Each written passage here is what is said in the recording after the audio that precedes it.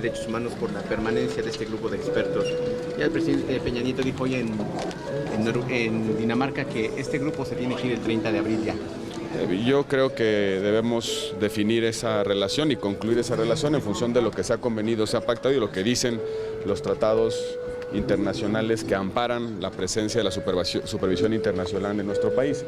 Yo no quisiera que este tema se llevara a un terreno de una disputa, de un enfrentamiento entre la Comisión Interamericana y el Gobierno de la República, sino que vayamos a lo esencial, y lo esencial es conocer cuáles son los resultados de la presencia del grupo de expertos independientes, que nos digan qué encontraron en su investigación, qué no encontraron en su investigación, cuáles son los principales retos institucionales que tenemos en la investigación, cuáles son los obstáculos, hacia dónde se puede encaminar una investigación profunda precisamente para obtener la verdad material de los hechos y sobre todo para que los culpables paguen sus consecuencias. Debiéramos abrir un espacio para que se resuelva pacíficamente este diferendo, pero también asumir que el grupo de expertos independientes tiene una obligación convenida y su obligación es presentar un informe sobre los resultados de la investigación en la que participaron y que la Comisión Interamericana pacte con el Gobierno de la República en el marco institucional que tenemos una nueva presencia en términos de supervisión con nuestro país. Marca un mal precedente el hecho de que salgan bajo estas condiciones prácticamente en una relación de ruptura, peleados a nivel internacional por la visión que se tiene en México sobre el respeto a los derechos Yo humanos. creo que lo que tenemos que resolver como país es trascender esta disputa de si están o no están, si están los expertos independientes en nuestro país o no lo están. La presencia de la Comisión Interamericana no debe ser un reto para el Estado mexicano, ni tampoco la presencia de este grupo de expertos debe ser un desafío al Estado mexicano. Debemos encontrar una ruta institucional para convenir la supervisión y la participación de organismos internacionales en nuestro país, pero sobre la base de reglas claras, de reglas que se pactan y se cumplan. Hay un plazo acordado por ambas partes para presentar un informe de resultados sobre la investigación. No tenemos ese informe. Lo que debiera hacer el grupo de expertos independientes es hacer público su informe para que el país sepa qué encontraron y qué no encontraron. Creo que eso debe ser lo fundamental. Más allá de la disputa entre la Comisión y el Estado mexicano sobre si se van o se quedan, esperemos a conocer las conclusiones del grupo de expertos independientes para tomar una decisión sobre si vale la pena continuar con esa presencia o encontrar otra presencia internacional. internacional. Habla de que el gobierno mexicano no quiere ser sometido a la revisión internacional. La supervisión internacional no es potestativa para el Estado mexicano. Estamos obligados por tratados internacionales a someternos regularmente a estos mecanismos de supervisión. Hay otros que son estrictamente complementarios y voluntarios. Es el caso de la participación de expertos independientes en una investigación ministerial o judicial. Cada ruta, cada espacio de supervisión tiene sus propias reglas.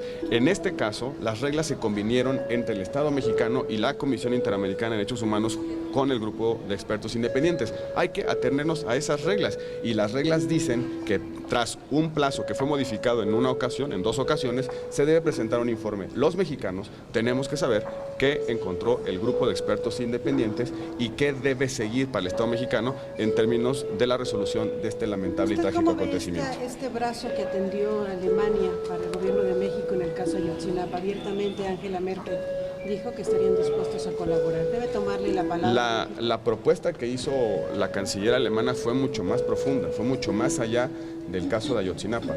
Fue una oferta de colaboración técnica internacional para fortalecer las instituciones del Estado mexicano, para garantizar mejores condiciones de seguridad, sobre la base de la experiencia que tiene Alemania en términos de Estado federal y que también participa en una suerte de arreglo federal en Europa.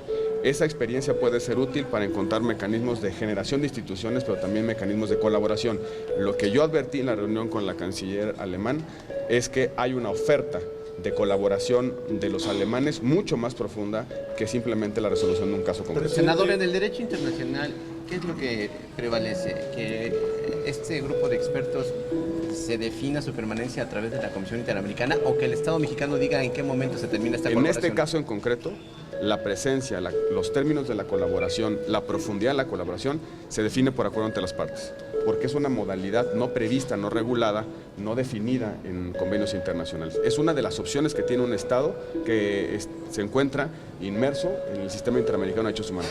es una posibilidad de supervisión complementaria, una posibilidad de colaboración. En este caso, lo que rige la presencia del grupo de expertos independientes es el acuerdo que suscribió el Estado mexicano con ellos. Le pregunto esto por este amago que hace la comisión de que ellos decidirán cuándo se va el grupo o cuándo se queda. Tengo la percepción de que en este caso la presencia en términos físicos no depende del Estado mexicano, pueden quedarse el tiempo que quieran. El tema es si pueden o no realizar la función para lo que han estado convocados. Y la función para la que fueron convocados fue una función de colaboración con el Ministerio Público. Y esa colaboración se ajustó a un convenio, a un acuerdo entre las partes, voluntariamente aceptado. Cuando se han cumplido los términos de ese convenio, una de las partes tiene todo el derecho de decidir si continúa o no. Senador, sobre el informe que sale de Estados Unidos en materia de derechos humanos que dice que en el Estado mexicano persisten las violaciones, las agresiones, las desapariciones forzadas, ¿cuál sería su posición? Tenemos un desafío en materia de derechos humanos que no podemos negar. Es un desafío de tiempo atrás, es un desafío que está a la vista de los mexicanos, que lo escuchamos cuando platicamos con una víctima o también cuando vemos los medios de comunicación. México tiene que fortalecer sus instituciones para poder abatir, erradicar las violaciones a derechos humanos en nuestro país. Las que realizan agentes estatales, pero también las que realizan los criminales. Pero la ruta que debe seguir el país es la ruta de crear instituciones. Hemos hecho una parte de la tarea. Somos el país más abierto a la supervisión internacional que existe en el mundo. Somos un país que ha suscrito tratados internacionales, que se somete voluntariamente, desde su soberanía, a los sistemas interamericanos de derechos humanos. Segundo, hicimos una reforma que ya no la envidian países europeos, una reforma que reconoce los contenidos de tratados internacionales como derecho positivo vigente, como derecho nacional.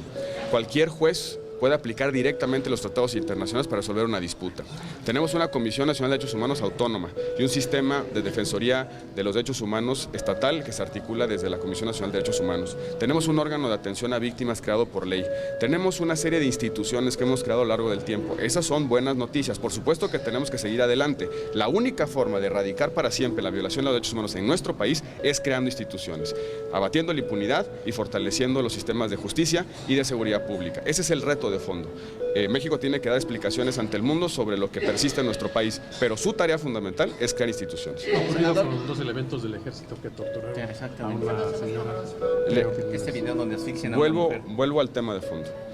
Yo creo que un caso particular no puede provocar un argumento generalizado.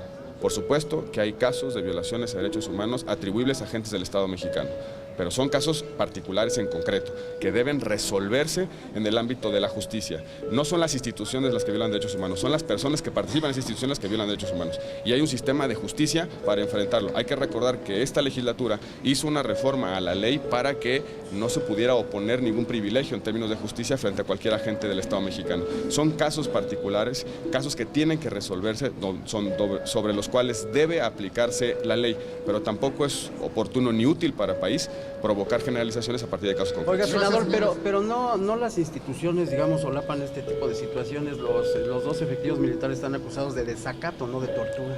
Cuando es evidente, yo ¿no? tengo la percepción que ahí hay dos sistemas jurídicos, legales interactuando, porque ustedes recordarán que a partir de la reforma que hicimos al Código Militar, la agresión a un civil debe resolverse en el ámbito de la jurisdicción civil, de la justicia civil. Eso no implica que en el ámbito de la jurisdicción militar se le pueda atribuir delitos oficiales, como es el caso del desacato.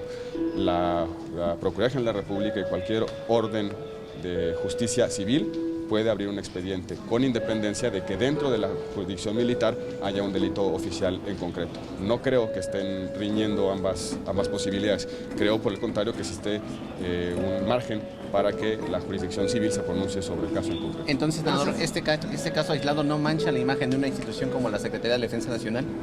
Yo creo que la institución de las Fuerzas Armadas debe evaluarse por su contribución a la República durante toda su historia. Que unos malos elementos hayan abusado del poder que tienen y de la confianza que le dan los mexicanos no debe ser motivo para desprestigiar a toda una institución. Gracias, senador.